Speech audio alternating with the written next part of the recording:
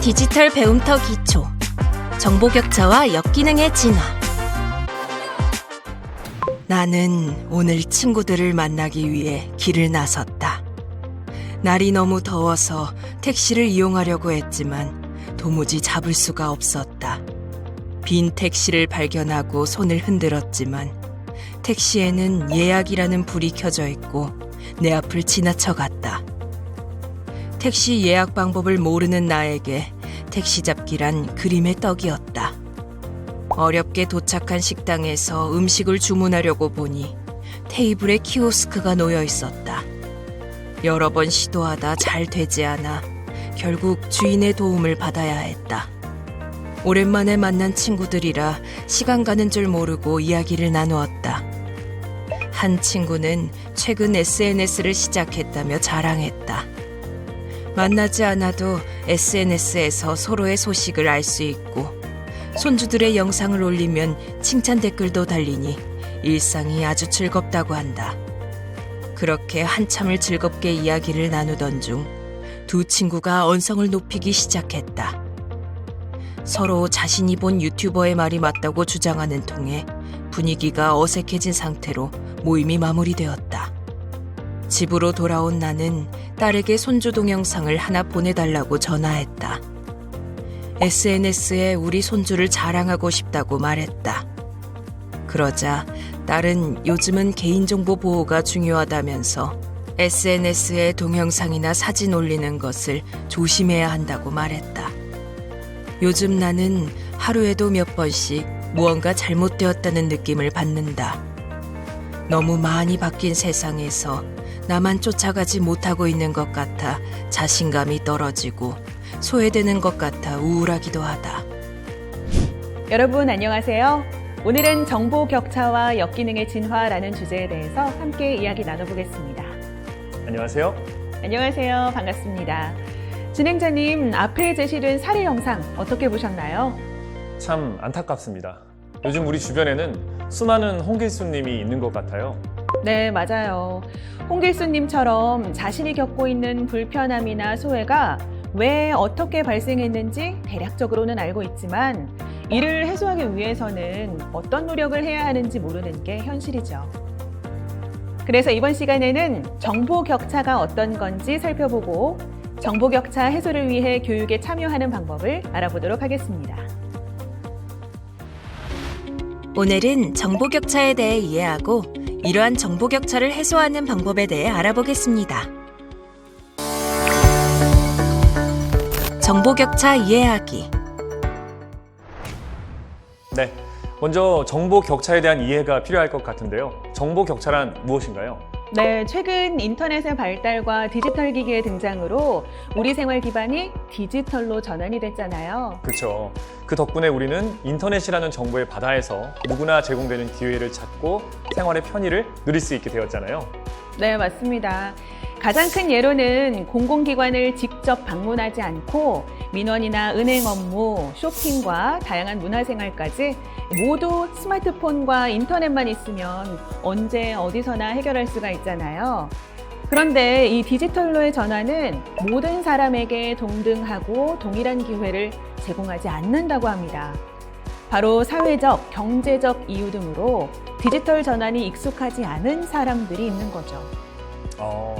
저는 특별히 불편함을 못 느꼈다고 생각했는데 아무래도 사각지대가 있기 마련이겠네요. 그럼 이 사각지대에 놓인 분들은 다른 사람들이 누리는 양질의 정보에 접근하기도 힘들고 정보를 이해하고 활용하는데 어려움을 겪게 될 것 같은데요. 네, 맞아요. 이처럼 디지털 기술 활용의 차이로 정보 접근이 가능한 사람과 가능하지 못한 사람 간의 격차가 발생하는데요. 이를 바로 정보 격차라고 합니다. 이제는 정보의 시대라고 할 만큼 수많은 정보들이 쏟아져 나오고 있는 세상에서 정보 격차가 발생할 수도 있는 거군요. 그렇죠.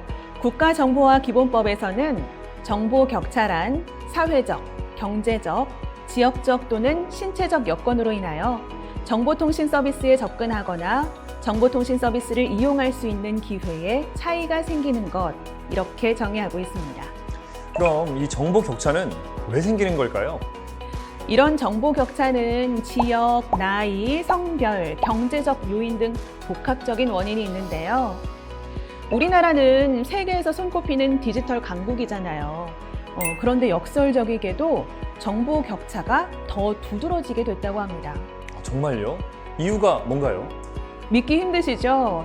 특히 코로나19로 인한 급격한 디지털로의 전환이 이런 정보 격차를 더 심화시키는 요인이 됐다고 해요. 그러고 보니까 코로나19로 인해서 많은 기업이나 학교들이 온라인으로 업무를 하면서 어르신들이나 경제적으로 어려운 친구들은 소외되고 있다는 기사를 본 적이 있는 것 같아요. 그런데 인류 역사에서 정보 격차는 늘 존재하지 않았었나요?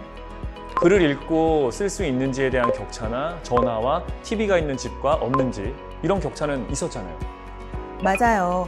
사실 디지털화가 시작되던 초기에는 정보 격차를 심각한 사회 문제로까지 인식하지 않았어요. 그때는 컴퓨터와 인터넷을 이용할 수 있는지에 따라서 격차가 발생했기 때문에 관련 기반 시설만 갖추면 어느 정도 해결될 것으로 생각했기 때문이죠. 이를 제1수준 정보 격차라고 합니다. 실제로 스마트폰이 보급되고 무선 인터넷 인프라가 전국적으로 갖춰지면서 정보 접근으로 인한 격차는 사실 느끼지 못했잖아요. 네, 그렇죠. 그런데 정보 인프라가 구축되면서 이제는 정보를 어떻게 이용하는지에 따른 차이로 변화했다고 합니다. 기존의 정보와 지식을 빨리 습득했던 사람은 스마트폰과 급격히 빨라진 기술 속에서도 먼저 기회를 얻고 축적된 정보와 지식을 통해 더 높은 경쟁력을 갖추게 된 것이죠. 바로 제2수준 정보 격차입니다. 정보 활용 역량의 격차로 접근할 수 있는 정보의 양과 질에서 차이가 발생하고 지식으로 전환되면서 사회적 지위에도 영향을 미치게 되는 거네요. 맞습니다. 이런 정보 격차의 결과는 사회 참여의 기회와 삶의 질에 영향을 미치는 제3수준 정보 격차로 진화했습니다. 초기의 정보 격차는 기술이 발달할수록 더욱 증폭이 됐고요. 이는 또 다른 정보 격차를 유발하는 디지털 악순환으로 이어진 것이죠. 이야기를 듣다 보니까 점점 더 무서워지는데요. 그럼 이런 지식과 정보의 가치가 결국 부의 원천이 되면서 정보 격차에서 경제적 격차로 이어지고 있는 거네요. 네, 맞아요. 거기에다가 사회 서비스에 관한 정보 부족과 사회 참여의 기회도 제한되는 것이죠. 생각을 해보니까 저희 부모님도 나라에서 운영하는 사회 서비스 등에 대해서 정보가 부족해 이용하지 못하는 경우를 많이 본 것 같아요. 제가 직접 정보를 찾아서 알려드린 적도 몇 번 있고요. 네, 결국 이런 정보 격차는 단순히 정보를 활용하지 못해서 불편을 감수해야 하는 것을 넘어 삶의 질에 영향을 미치고 사회적 불평등으로 확대됐다고 볼 수 있죠. 맞아요. 특히 정보통신 기술이 발전하고 정보사회로 변환되면서 다양한 변화가 생겼지만 역기능도 발생을 했잖아요. 네, 그렇습니다. 1990년대에 등장한 초창기 인터넷인 웹 1.0은 처음으로 주소창에 www를 사용했는데요. 이때는 생산자가 만들어낸 콘텐츠를 읽는 것만 가능했습니다. 이 시기에 누구나 컴퓨터를 통해 원하는 정보를 찾고 온라인 세상을 탐색할 수 있게 됐고 온라인 커뮤니티가 형성됐죠. 하지만 컴퓨터와 인터넷 접근 능력의 차이로 인해 정보 격차가 발생하고 해킹과 스팸 등 사이버 범죄가 발생하기 시작했습니다. 정말 인터넷 발달의 명과 암이네요. 그리고 2000년대 중반에는 쌍방향적인 커뮤니케이션이 가능한 웹 2.0 시대가 열렸잖아요. 네, 맞아요. 웹 2.0 시대에는 일반 이용자들도 자발적으로 창의적인 정보를 생산하고 유통할 수 있는 환경이 마련됐습니다. 그러나 허위 정보가 급증하고 게임, SNS 등 디지털 미디어에 과의존하는 현상이 나타나기도 했죠. 그리고 이 시기의 사이버 범죄는 소셜미디어 계정 해킹을 통해 더욱 교묘해지기도 했고요. 저도 이 당시에 소셜미디어 계정을 해킹당했던 아픔이 있습니다. 2010년대 후반 이후 현재는 웹 3.0 시대로 전환이 진행되고 있지 않나요? 네, 그렇습니다. 다양한 기술이 발전하면서 사람, 사물, 서비스가 언제 어디서나 연결되고 상호작용할 수 있는 초연결, 초지능 사회로 변화하고 있죠. 그러나 스마트폰과 소셜미디어의 결합으로 사회 양극화가 심화되고 있고 청소년층에서 두드러졌던 디지털 과의존이 이제는 전 연령대에서 나타나고 있어요. 저 또한 하루 종일 스마트폰을 손에서 놓지 않아서 걱정이긴 합니다. 거기다 디지털 데이터와 인공지능 기술이 융합된 지능 정보 기술을 악용한 사이버 범죄는 점점 더 진화되고 정교해지고 있어서 주의가 필요할 것 같습니다.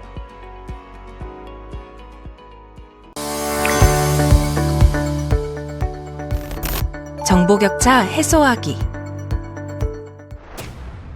함께 이야기를 나누다 보니 정보 격차를 해소하기 위한 노력은 선택이 아닌 필수로 느껴지는데요. 어떠신가요? 맞습니다. 사실 정보 격차가 발생하는 1차적인 원인은 효용성을 모르는 데 있다고 합니다. 정보 격차로 인해 가장 큰 영향을 받는 대상은 바로 고령층인데요. 스마트폰 사용이 늘었음에도 불구하고 정보 격차가 해소되지 않는 것이죠. 네, 사실 고령층이 학습력이 떨어지는 등의 신체적 노화로 인한 이유도 있지만 무엇보다 디지털 미디어 활동과 교육적인 부분에서 적극적이지 않다는 점이 가장 큰 원인이라고 할 수 있을 것 같아요. 맞습니다. 이 정보 격차에 가장 큰 영향을 미치는 요인은 바로 교육인데요. 다양한 교육에 참여하여 인터넷에 접속하는 진입로 역할을 하는 스마트폰과 관련한 역량을 높이는 것이 필요하다고 볼 수 있죠. 네, 그럼 정보 격차 해소를 위한 교육 현황은 어떤가요? 정보 격차를 해소하기 위해 여러 교육기관에서 디지털 환경에서 소외되는 사람이 없도록 다양한 분야의 온라인 교육과 학습 자료를 제공하고 교육 기회를 확대하고 있는데요. 우리나라에도 무료로 지원되는 여러 교육 사이트가 있습니다. 그렇군요. 어딘가요? K-MOOC, 에버러닝, 경기도 평생학습 포털, 온국민 평생배움터, 서울런 4050 등이 있는데요. 이 중 온국민 평생배움터에서 강좌를 신청하는 방법을 함께 알아볼까요? 온국민 평생배움터의 자율강좌는 학력 보완, 문해교육, 자격증, 취업 및 창업, 직무 역량, 신기술 등 21개의 주제로 나뉘어져 있습니다. 자율강좌를 수강하는 방법은 다음과 같습니다. 사이트에 접속하여 회원 가입 후 상단 메뉴에서 배움터 자율강좌를 클릭합니다. 원하는 주제를 클릭하고 온라인 또는 오프라인 조건을 선택한 후 조회를 클릭합니다. 선택한 주제와 관련된 강좌 목록이 표시되면 원하는 강좌를 클릭합니다. 강좌의 세부 목차와 정보를 확인할 수 있습니다. 강좌 내용을 확인한 후 학습하기를 클릭합니다. 선택한 콘텐츠의 영상을 클릭하여 학습합니다. 온국민 평생배움터의 평가 인정 강좌는 국가가 평생교육법으로 정한 일정한 기준을 충족하였다고 평가한 평생교육 프로그램으로 기초문해, 학력 보완, 직업능력, 문화예술, 인문교양, 시민참여 영역의 강좌가 제공됩니다. 평가 인정 강좌로 인정된 내용은 대학 진학 시 학교 생활기록부를 평생학습 이력증명서로 대체하여 입학 전형 자료로도 활용할 수 있습니다. 평가 인정 강좌를 수강하는 방법은 다음과 같습니다. 상단 메뉴에서 배움터, 평가 인정 강좌를 클릭합니다. 원하는 주제를 선택하고 온라인 또는 오프라인 조건을 선택한 후 조회를 클릭합니다. 선택한 주제와 관련된 강좌 목록이 표시되면 원하는 강좌를 클릭합니다. 강좌 정보와 목차를 확인할 수 있습니다. 강좌 내용을 확인한 후 학습하기를 클릭합니다. 선택한 콘텐츠의 영상을 클릭하여 학습합니다. 나의 학습 이력을 확인해 보겠습니다. 오른쪽 상단의 마이 페이지를 클릭합니다. 왼쪽 메뉴 중 수강 관리, 내 학습을 클릭하면 수강 중, 수강 예정, 수강 완료, 수강 미승인, 수강 취소 및 미완료 등 학습한 이력과 관련된 모든 정보를 확인할 수 있습니다. 수강 완료 탭을 클릭하면 수강이 완료된 강좌 목록을 확인할 수 있습니다. 이수증을 발급하기 위해서는 해당 강좌의 이수증 발급을 클릭합니다. 발급된 이수증은 출력하거나 파일로 저장할 수 있습니다. 지금까지 정보 격차와 역기능의 진화에 대해 알아봤는데요. 사회가 진화할수록 어디서든 이 혜택을 받지 못하는 사람이 있다는 점, 그리고 이를 해결하기 위해서는 사회적으로 다양한 교육 기회를 제공해야 한다는 점을 잊지 않으셨으면 좋겠습니다. 맞습니다. 이번 시간을 통해 이런 정보 격차를 해소하기 위한 노력도 중요하다는 점이 더욱 많은 분들에게 전달되었기를 바라겠습니다. 감사합니다. 감사합니다.